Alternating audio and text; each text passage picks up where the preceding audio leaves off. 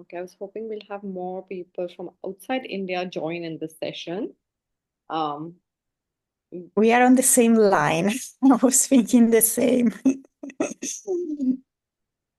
so I think we can go ahead and start.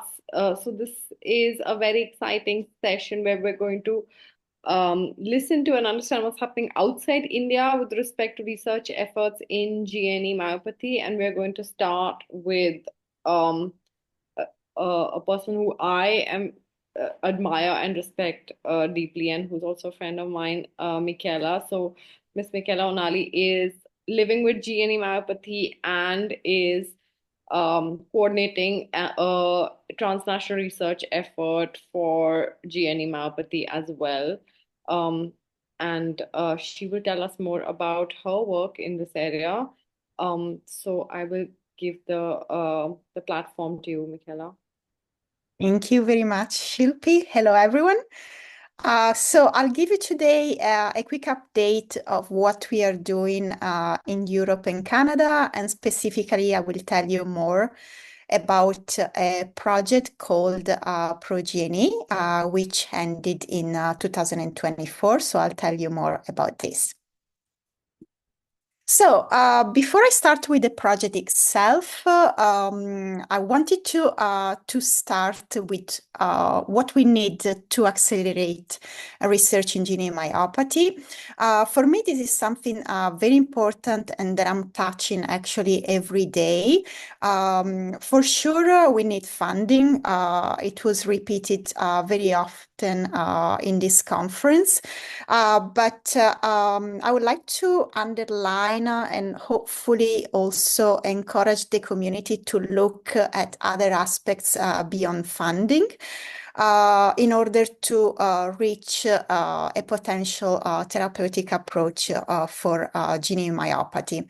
So, of course, the line is not that straightforward, and we have some aspects that very often halt our final objective of developing a therapy in GNE myopathy and rare diseases.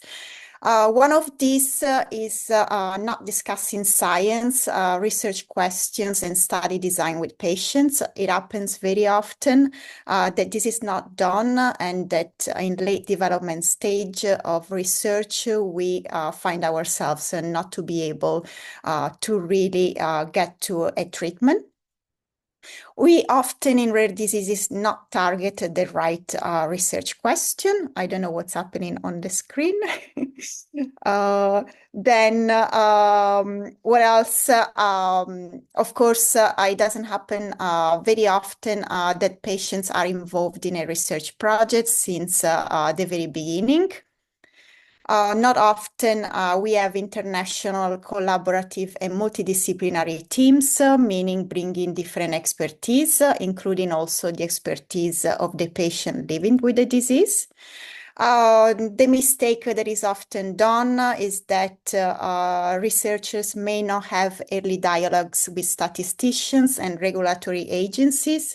We, as a patient community, we have also to understand that there is a regulatory pathway to follow, and this is very tricky indeed. And then we don't engage and educate patients in research and development, and this is often also the reason why patients remain with so many unsolved questions or answered in relation to research in GNE myopathy. So how can we solve this?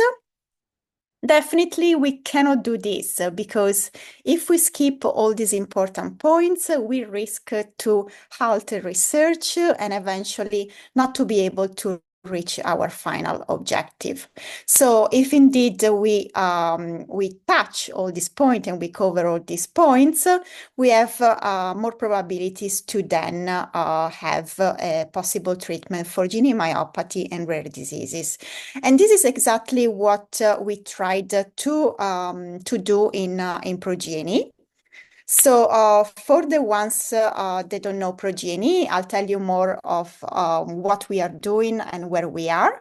I wanted to show this figure to you because there are patients that still get confused with the many potential therapies that are being studied or have been studied for GNE myopathy. So as you know, we have sialic acid that was studied in Japan and also by Ultragenics. Then we have MANAC, which is a precursor of sialic acid, which is currently studied in the US and at the NIH. And then there are also these sialylated glycoproteins, which are sialylactose and immunoglobulins that were investigated as well. So as you can see, there are in different steps of the sialic acid biosynthesis pathway, and ProGNE is working exactly here where the MANAC 6-phosphate is. So our objective is to bypass completely the GNE enzyme. So in case you don't know us, so ProGNE was started by patients. So I'm involved in coordination of the project. And then we have as expertise Fabrizio Pertusati, who works on medicinal chemistry. Then we have Pierluigi Caboni in Italy working on biomarkers. Then Dr. Hans-Lock Müller working on everything clinically related to disease, but his group is also working on disease models such as zebrafish. Then we have Rüdiger Skorte in Germany working on the role of GNE in this disease. And then Women Power today, I'm working alongside with Paola Videira, and we jointly coordinate the project. And she's also an expert in sialic acid and in congenital disorders of glycosylation. So we got together to work on this project called ProGNE. So what were our scientific objectives? So the project started in 2021 and ended in 2024.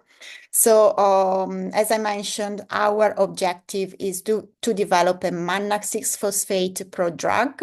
And why are we developing such a technology? This technology is well known and is also used in antivirals, so in very common diseases. So our objective is to apply this technology to do something that we found very difficult, both in sialic acid and in MANAC. And the idea is to use this prodrug to better cross cell membranes and reach our target, which is the muscle.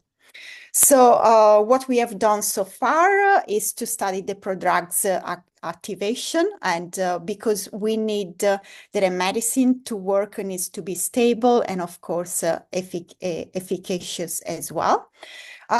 We had something very important to do, and it was to improve the chemistry, because in order for a medicine to be also potentially on the market, we have to make sure that this medicine can be produced on a large quantity, and we need to allow a scale up for this medicine.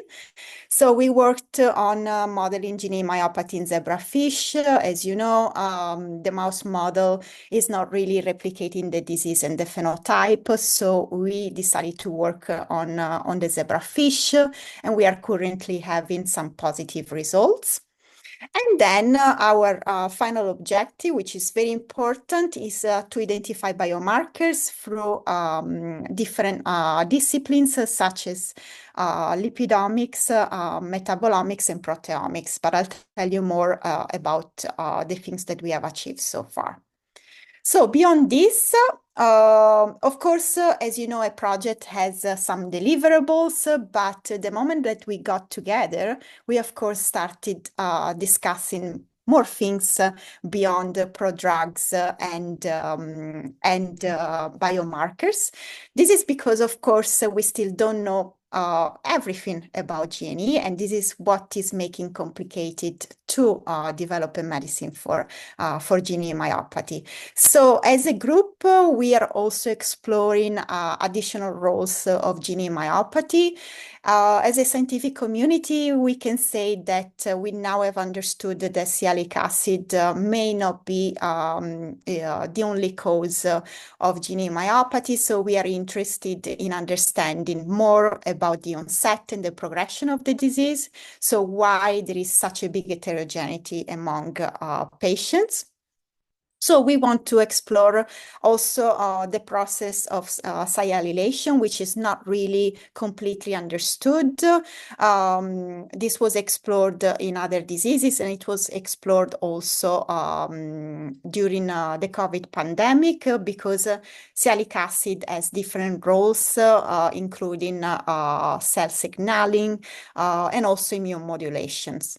And I was interested also in listening to the previous presentation because indeed I think we need to explore more metabolic factors for GNE myopathy.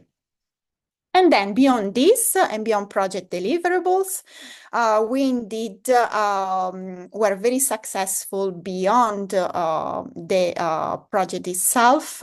And the project was showcased at EU level as an example of patient-driven and led research. We want to push for this, and we hope other rare diseases can apply this philosophy to the research projects. We definitely are exploring new research directions beyond the prodrug and sialic acid. We attracted new interest from pharmaceutical companies, and then we have more people discussing GNE myopathy and talking about GNE myopathy. So this was a very, very important success. And then very important as well, we brought in many young students, master students, and in these 3 years we have contributed to build knowledge for the future generation of researchers, which is very important for such a rare disease. So updates for you and where we are now. Now in here you will see a few articles that we have published so far. One of these, Beyond the Prodrug, was also about prevalence of GNE myopathy, and this was run by the team in Canada, led by Dr. Lockmuller. And it's very important to speak about numbers in GNE myopathy. We are not that few as we think. And indeed, we need to speak more about numbers to attract also more interest. So from this article, you will see that now the prevalence was estimated to be between 11 and 88 people per million, so much higher than previously estimated. Another work that we have done that I was mentioning before is to explore other factors beyond sialic acid, and our group in Portugal is very interested in also studying immune-mediated response in GNE myopathy, something that wasn't really explored or studied before, and there are currently more studies on this. What else? Biomarkers. So we recently published this article because we are exploring especially lipidomics in GNE myopathy. And what we have discovered so far is that we definitely are seeing some important alterations in different metabolites. So our objective was to see if in different serum lipid samples, we could see differences in progression among patients. So indeed, we saw some metabolites, and our next work will be to see if these metabolites are indeed specific for GNE myopathy. And this is very important because, as you know, biomarkers are very important, are essential for any kind of research that we are doing beyond ProDGNE. So this, if this ends up to be successful, it will be very, very important for all the scientific community worldwide. Another study was on proteomics, led by our partner in Germany. This study revealed two proteins to be significantly decreased in patients, and these were serglycine and periostin. And this was given as a presentation at the World Muscle Society Congress, latest in 2024. And our most recent article was actually from this week, where our group from Portugal discusses also, as I mentioned, the role beyond cellulation. And we had students working on this and exploring more the role of GNE in this disease. So where we are now and what we are doing, we are now currently working on writing the end of the project flagship paper. So the flagship paper will report in open access all the results and what we have done in the last 3 years. We are currently working and struggling with funding, so we are working on writing other proposals and applying for additional funding. And in the meantime, our labs are continuing working with limited academic funding to make sure that we don't stop completely, but that we continue. In order to continue all discussions, we are still holding meetings to keep, all the work ongoing. So definitely, as of today, we can say that this was a big success, and I hope I can motivate you and other rare diseases, because indeed we always start from zero, and I can say we were in 3. And from 3, we got to many more people from different parts of the world. And this is today very motivating and stimulating to continue. And definitely, we can see that we did something very, very important beyond all our scientific steps in the project, because extending efforts to labs that never heard of GNE myopathy before is something very, very important and stimulating for the years to come. So hopefully we will have more students and more young researchers to talk about GNE myopathy.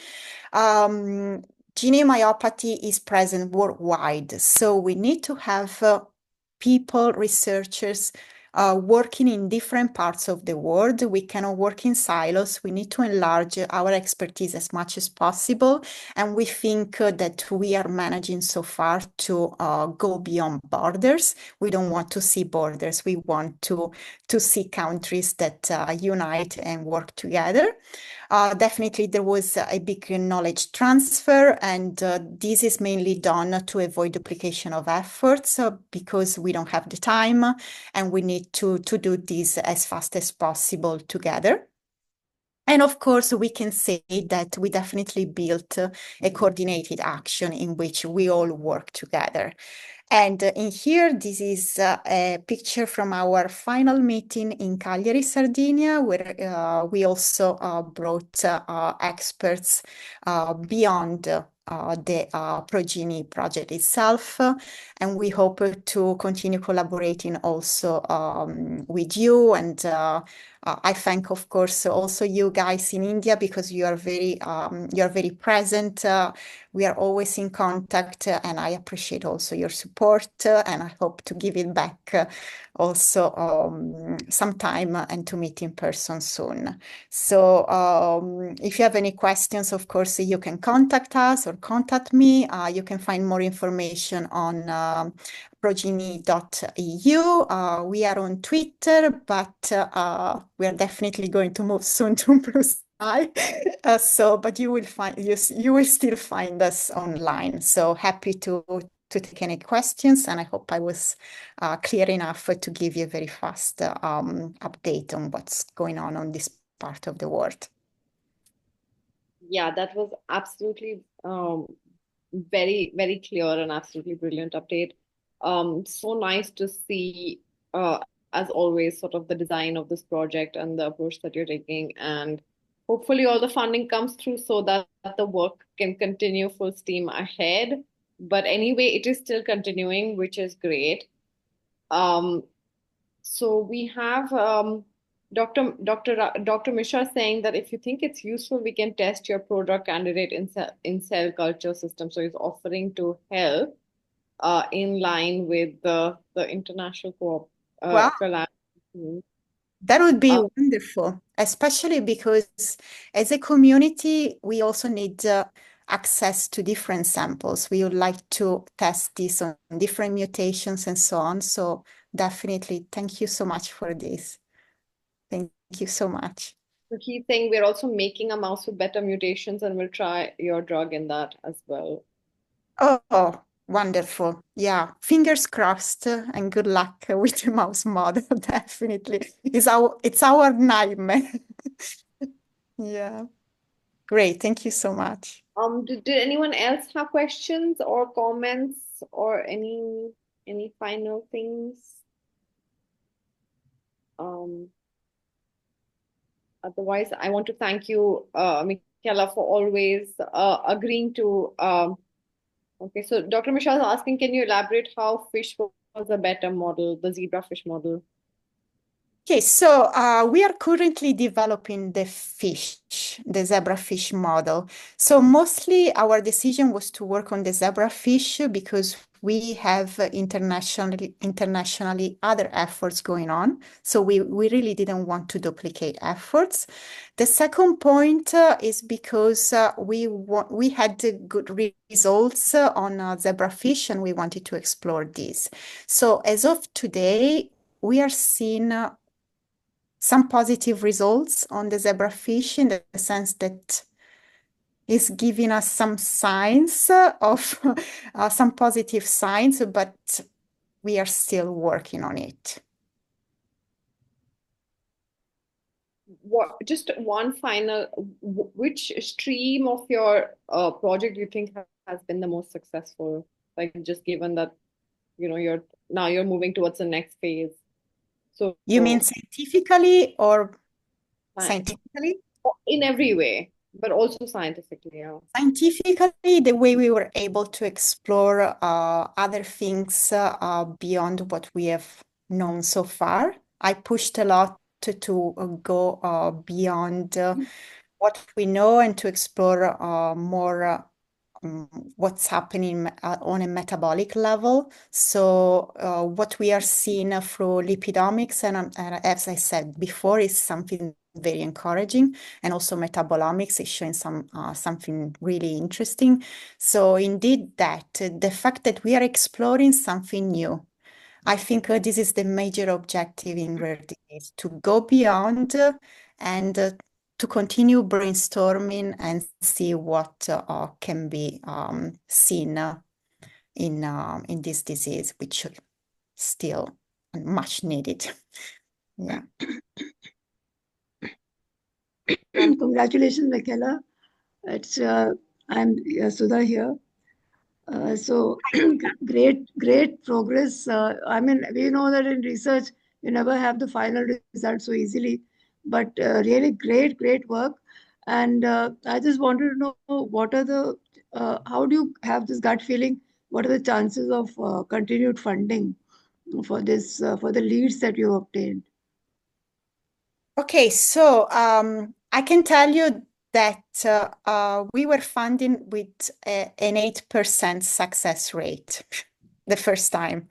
So our success rate was very low, but we were also quite motivated, and we felt also powerful and strong with what we had in our hands.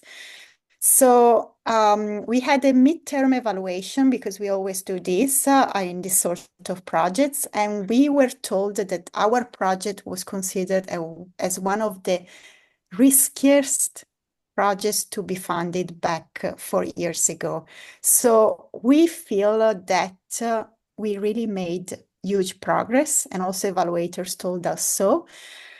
So we feel positive. hopefully, especially with the biomarker, we can continue even better. So fingers crossed. Mostly we want answers. As a patient, I want an answer. So I want a definite answer, even if it's negative, honestly. But we need clear answers in GNE myopathy to then proceed, explore other roads, or continue. So that is very important. Yeah. Yeah, I also feel the biomarker part of your study, I think, has really a lot of promise. So hopefully you'll get funding for that at least. Good Yeah. luck to you. Oh, thank you. To you too, guys. Thank you so much. Thank you. Thank you so much, Michela. Once again, that was absolutely fantastic. Um, our last but not the least talk for today, we have Dr. Paul Martin, who is principal investigator at the Jerry Mendel Center for Gene Therapy at Nationwide Children's Hospital, Ohio State University, USA. And we're so lucky to have you, especially on a Saturday morning. It's very early for you, but also thank you so much. We know you have so many commitments with respect to your time. So thank you so much for coming today and talking to us about your critical work in gene therapy. Over to you, Dr. Martin. Okay, thanks so much. Let me just make sure I can share my screen and that you can hear me. Can you hear me okay? Yes, absolutely. Let's see here. So is that visible? Yes. Okay, great.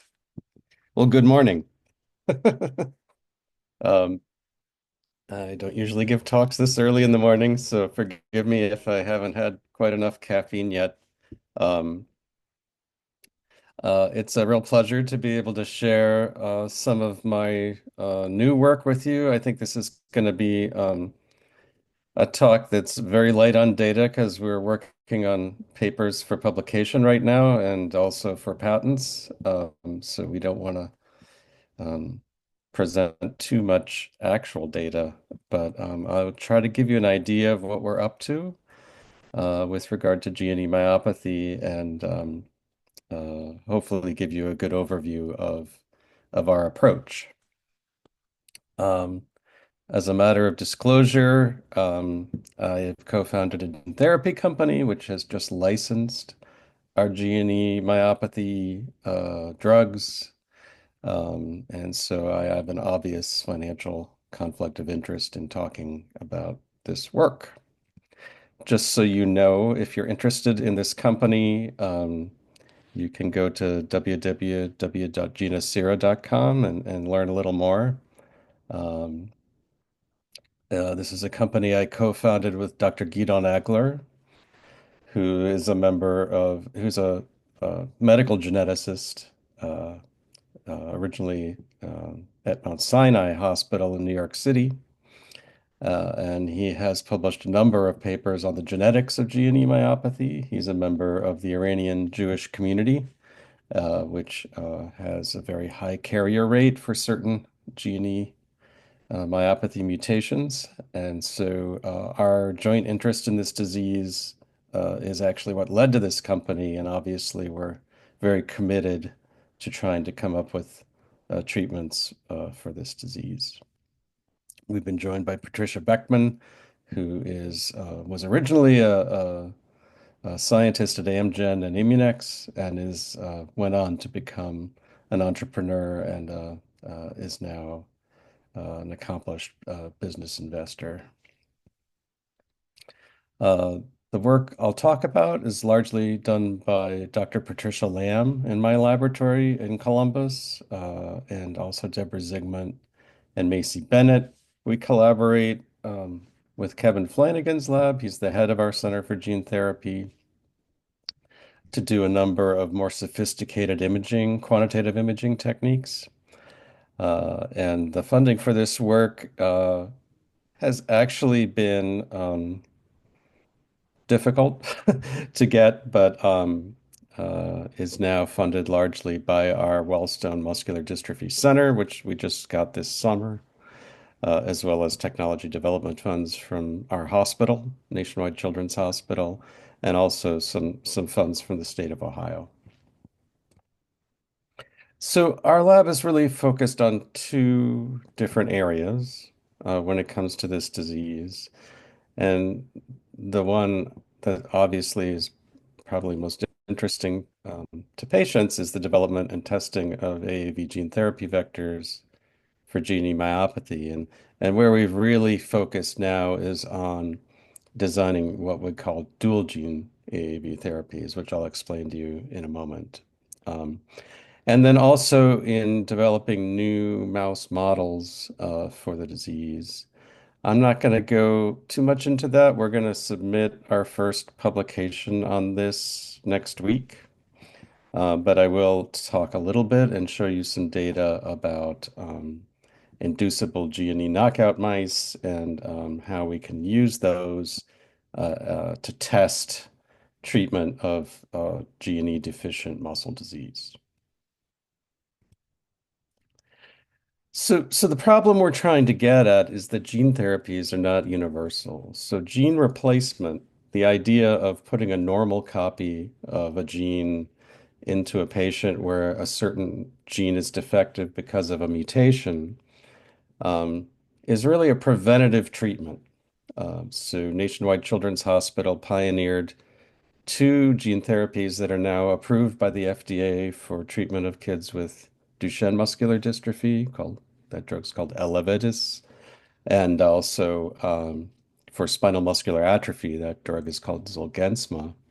So these are now freely available to patients, but for both of those diseases, it's very clear that only treatment very early in the disease process allows for an effective treatment with gene replacement. If you're a child with Duchenne and you're treated from the age of 4 to 7, microdystrophin gene therapy can be beneficial. If once you reach that witching age of 7 and treat patients after that age, you really don't see much of a benefit at all to the therapy. So once disease has happened to a significant degree, it's really impossible to go backwards with gene replacement because it's just a preventative therapy. Likewise, for spinal muscular atrophy, most kids are treated before the age of 1 month. If you're treated after the age of 6 months, the treatment is much less effective. And so all muscle diseases are going to be like this. And we're going to be faced with this problem of how do we actually build back strength in a patient where strength is already gone.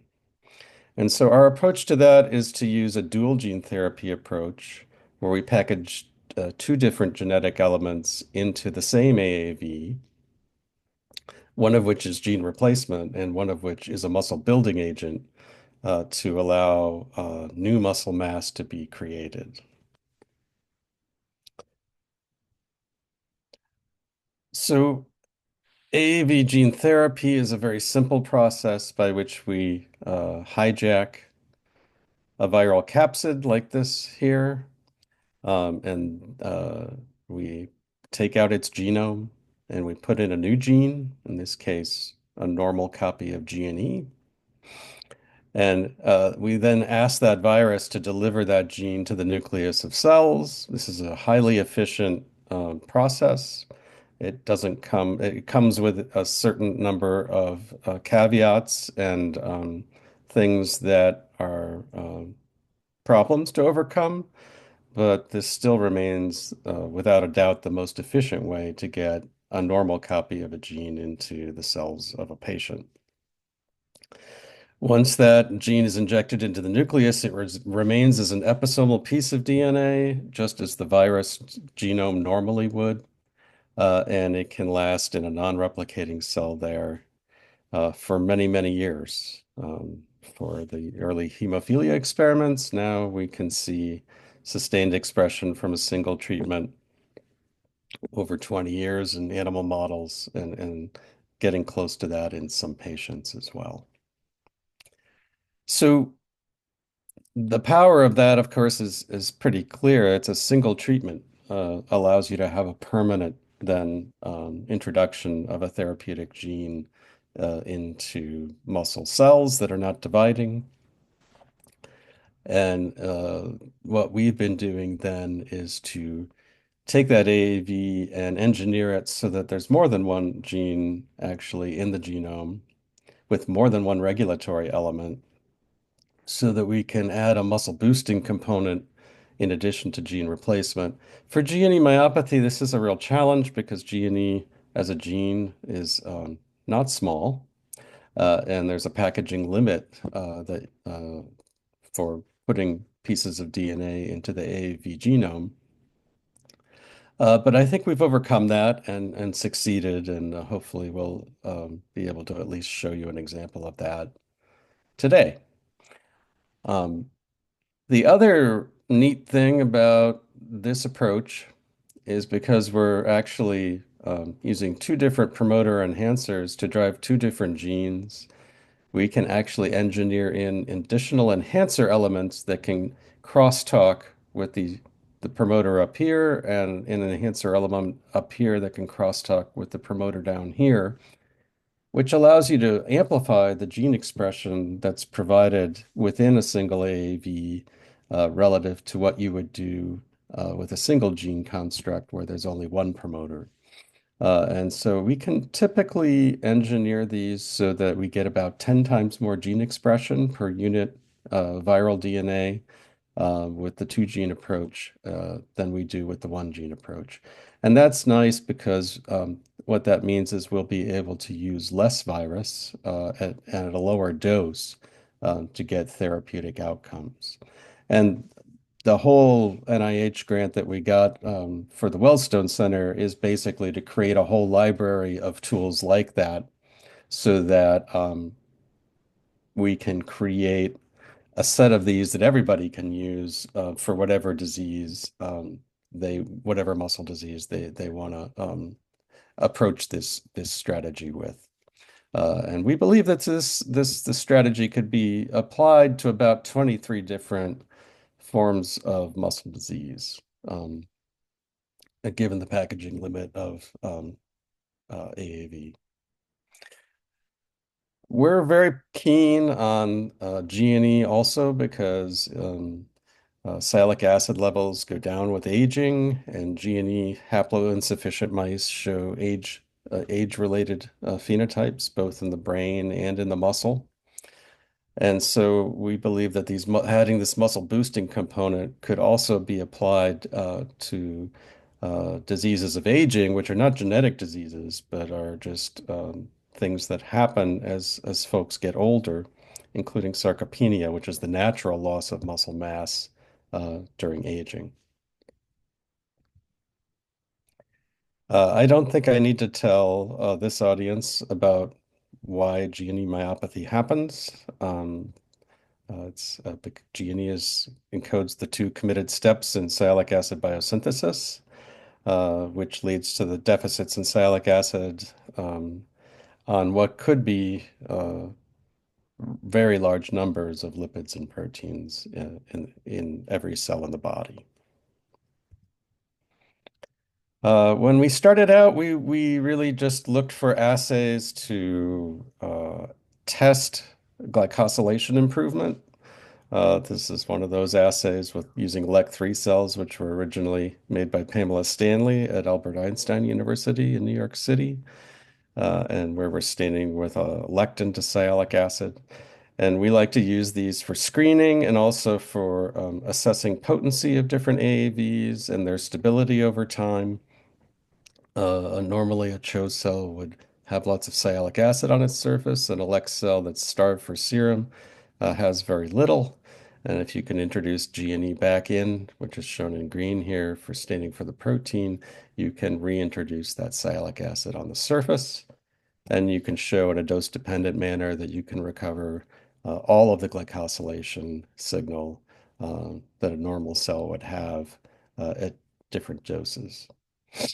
So this is just one of the tests we use to look at GNE function and also to characterize the potency of different viruses that we've made to make sure that we're going in the right direction in terms of getting to lower doses to get better outcomes. So what we've merged those with is a gene called follistatin, which is a myostatin inhibitor. So myostatin inhibition has been known for a long time to lead to increased muscle mass. This is a knockout mouse for myostatin from Sinjin Lee. And you can see obviously this massive proliferation of muscle within the mouse.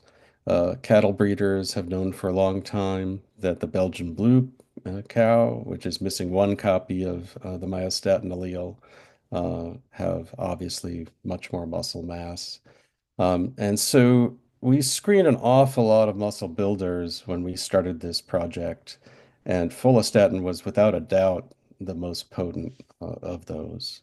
And so what follistatin does is it directly binds to myostatin when it's active and blocks it from binding to its receptor. Follistatin actually can build muscle mass even in the absence of myostatin, though, so it actually has secondary effects on muscle growth, including activation of AKT kinase, that allow it to be even more potent in cells. And the other reason we really like follistatin as a muscle building agent, obviously it's a small gene, it's 1 kilobase gene, is that it's already been tried in 2 clinical trials here at Nationwide Children's and shown to build muscle mass in patients and also to show significant safety. So when we're getting to this new idea of having dual genes in a single AAVs, one of the concerns is the regulatory constraints of proving safety when you have more than one thing going on at a time, and the fact that follistatin's already been approved as a gene therapy in an IND, several INDs actually, is good for us. So, as was mentioned by the last speaker, the transgenic mouse lines that carry GNE patient mutations have been generally, to put it politely, inconsistent in their outcome measures. And certainly we have found that to be the case. So several years ago, we started a project to make inducible gene deletion mouse for GNE, where we have LOX-P sites flanking exon 3 of the mouse gene. This allows us to introduce the Cre recombinase and delete that exon, which then leads to inactivation of the GNE gene and reduced sialic acid. We have now crossed that mouse to a variety of Cre drivers that allow us to address the role of GNE deletion in specific tissues, including skeletal myofibers, muscle stem cells, neurons, motor neurons, and then globally in all tissues. And that will be the paper that we submit next week. As you probably are aware, Stella Matrani-Rosenbaum wrote a paper showing that deletion of GNE in skeletal myofibers did not lead to any disease. We've confirmed that result 2 times over, and that will be in this paper. So that's definitely true, that myofibers alone do not lead to any disease in terms of GNE gene deletion. So that really begs the question of how is this disease happening? What cells are contributing to the disease? And hopefully this will be a tool where we can address that and learn an awful lot more about how that all works. What we have done is used AAV to introduce Cre specifically into skeletal muscles of these mice using a constitutive promoter so that we knock it out in all of the cells of the muscle locally. And then we can induce quite good muscle disease. If we do it with a myofiber-specific promoter, we cannot induce any disease at all, much like Stella's paper. I'll just give you one example of that. And this is an example from aged mice. So these mice are about a year old. If we inject PBS into the muscle, nothing happens. But if we inject Cree into the muscle, you can see these rather large areas of muscle damage with mononuclear infiltrates. These are presumably macrophages. And you can see muscle cells where there has been a cycle of muscle degeneration and regeneration, which is evidenced by these centrally located nuclei. And also lots and lots of split fibers where myofiber regeneration does not look like it has gone completely to scale. If we introduce a normal copy of GNE along with that Cree, we can completely prevent that damage from happening. That's nice. Not surprising, but what we don't see there is any change in the size of the fibers. If we introduce the muscle building gene just by itself, we can build larger fibers, but we don't get rid of any of the muscle damage. There's still quite a lot of damage, and that's not surprising either because the follistatin is not going to change sialic acid. But this dual gene therapy vector really does dramatic effects to both complete inhibition of the pathology and quite impressive building of new muscle mass. So we have a variety of ways of looking at this. We're using in situ muscle physiology measures to look at absolute force at different frequencies. And we're seeing dramatic increases in strength of muscles using this dual therapy vector. We're seeing very significant increases in myofiber size using blinded morphometrics and also muscle mass. So we're encouraged by this as a way to get two things at once.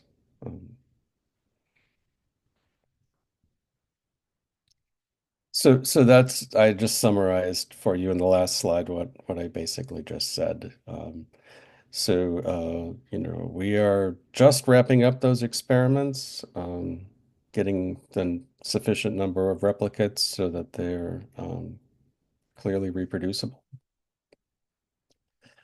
And the hope is to move on then and raise funds to perform toxicology studies for this AAV and plan a clinical trial. So that's part of what the role of this company will be, to find those investors, to create those funds, to allow that to happen, so that we can apply for an IND, investigational new drug license from the FDA, and perform phase 1/2 clinical trial. So that's an update on where we are with our work, and thank you for allowing me to speak this morning, and I'm happy to answer any questions you might have. Thanks. Thank you so much, Dr. Martin. And those results look so encouraging for us as patients. They're very exciting. And that talk was really good from a patient perspective, at least, because we could kind of follow a lot of what you were saying. So thank you so much for that. If anyone has questions, you can raise your hand or you can put the question in the chat box. So that I know you have a question. Yes. Yes, Ma, you can ask your question. Hello, Paul. Great, really great piece of work. I had one or two questions. Because you have shown, very good results with LGMD, which you published also. So from there, I just wanted to understand from you, when you're expressing FST overexpression, do you think it could have any adverse effects? Well, this is one of the advantages of having had it already go through the IND process. So the main concern with myostatin inhibition and follistatin in particular would be that it would bind to activin and affect reproductive health of women, which is one of its normal roles in biology. We've used a splice form of follistatin that has an additional C-terminal domain, specifically with the intent because it has extremely low binding activity to activin and also to heparin. When Brian Caspar and Jerry Mendel originally did the IND for this study, they found no effects on female reproduction in animal models. And certainly there was no evidence of activin inhibition in the patients that were treated. I will say that they were not treated systemically. I mean, we are going to a whole different level with this idea by treating systemically. But no, we generally have not seen any effects like that.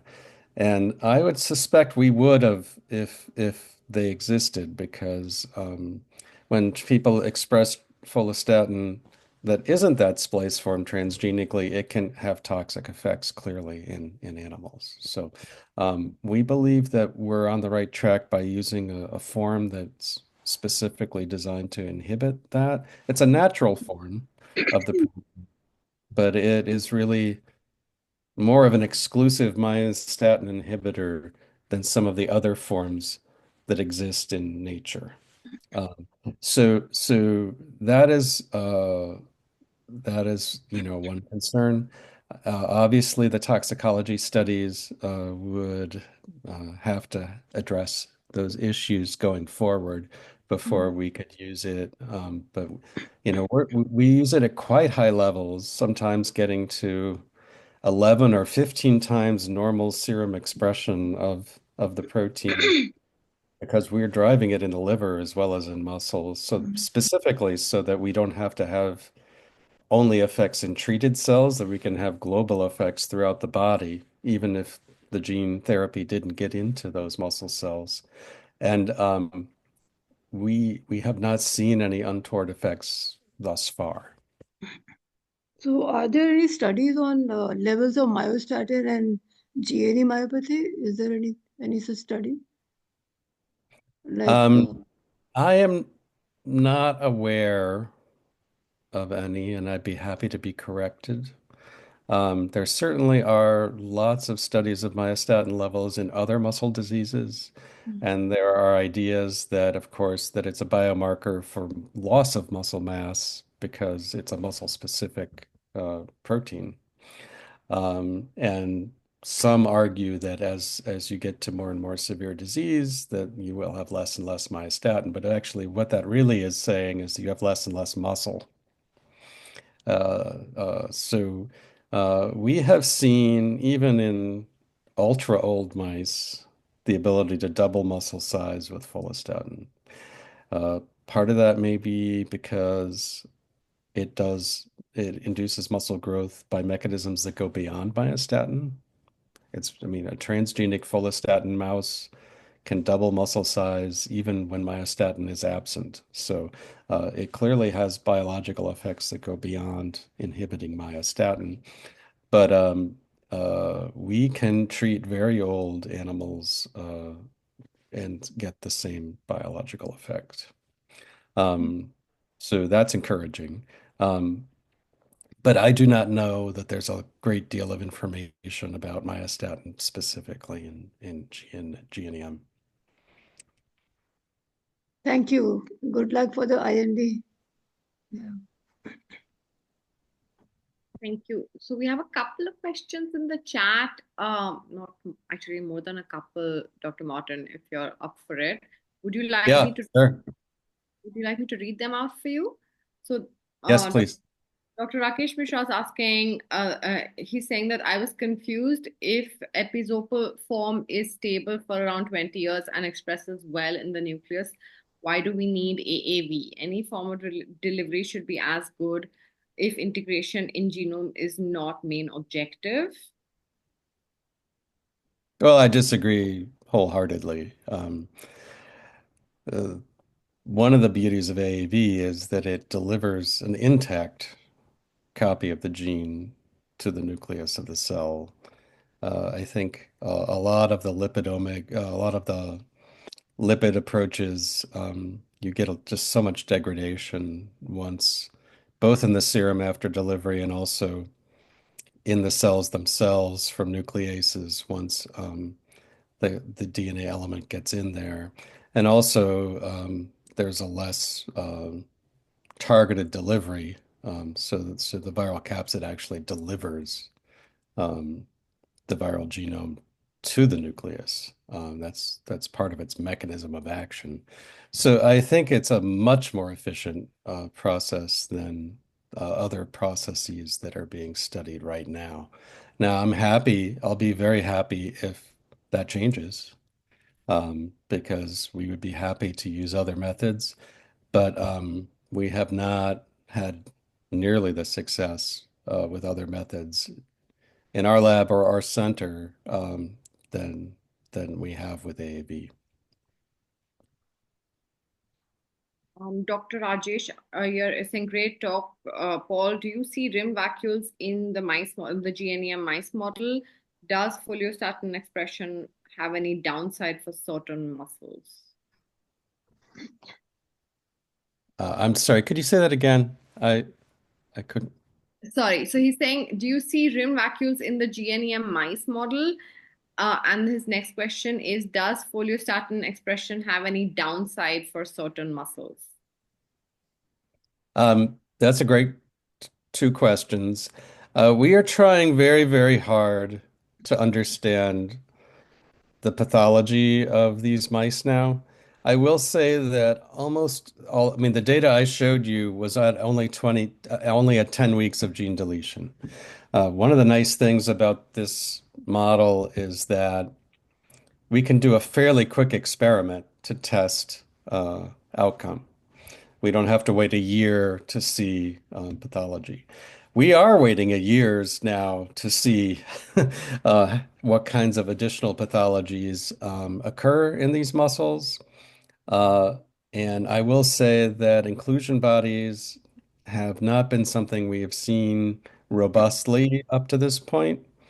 You can see handfuls of them, but it's not something that you see in every cell. And I think that that is one of the fascinating things that we're going to have to figure out using these different models is how exactly does that pathology come to be? Um, and I'm sorry, what was the other question? The second question was, does foliostatin expression have any downside for certain muscles? It does. It does for diseased muscles. If you grow a diseased muscle too quickly and you're not providing gene replacement, you can actually induce damage faster. Um, so that's a minor downside, but it's not something that we see with the combined gene therapy at all. So that is one of the fears, and the other, and it's a really very complicated problem, is the question of balancing muscle growth between muscle groups. Obviously, when you think about something as complicated as walking, there are many, many different muscle groups involved in different parts of the body. Um, and obviously, there's a push-pull kind of system to leg muscles where you want those muscles to be balanced in terms of their strength in order to get the best effect on walking. Um, and that is a concern with this approach going forward. Now, I will say that we do see very even muscle growth and slower muscle growth when we combine gene therapy, gene replacement with follistatin. If follistatin alone can lead to abnormal imbalances in muscle growth in a diseased muscle, that actually can make things worse.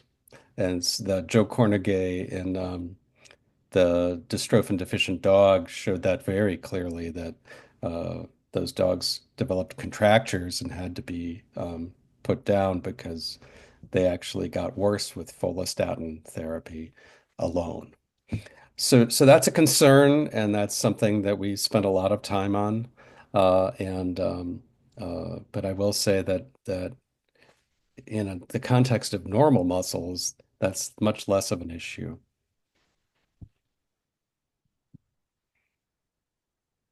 So if I could just quickly ask, how much of an issue is the funding now for the pre-IND? Is it something that you more or less have, or is it something that might stall the work going ahead?